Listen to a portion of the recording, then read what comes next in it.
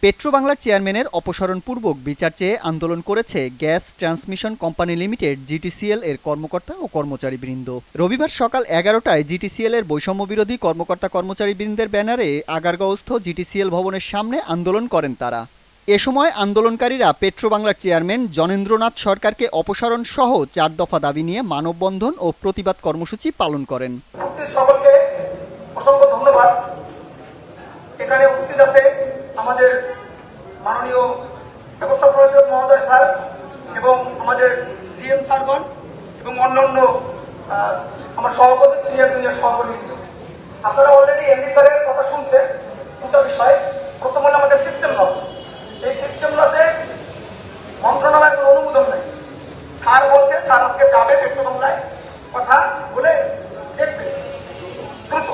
আর একটা হলো অর্গানোগ্রামের বিষয়ে স্যার সত্যি সত্যি কাজ করতে গতকালকে সে বিষয়ে আমরা অবগত এবং এ বিষয়ে তাকে লটস অফ থ্যাঙ্ক যে স্যার আমাদের বিষয়ে পারিনি। এখন অর্গানোগ্রামের মিটিং তো হচ্ছে না, যেহেতু স্যার দায়িত্ব নিয়ে বলতেছে আমরা অচিরেই একটা মিটিং করে দেবো। সেক্ষেত্রে অর্গানোগ্রামের বিষয়ে বিষয়ের উপর আমরা আস্থা রাখতে পারি। কি বলেন? আর দ্বিতীয় থেকে সিস্টেম লস।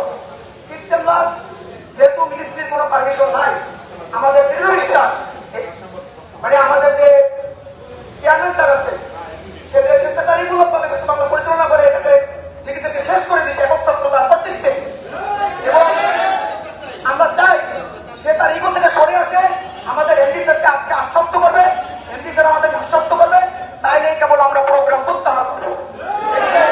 তাইলে এমডি স্যার আজকে চলে যায় পেট্রোবাংলায়, আমরা আপাতত প্রোগ্রাম স্থগিত করি।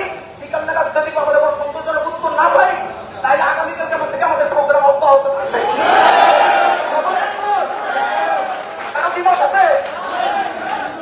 ধন্যবাদ।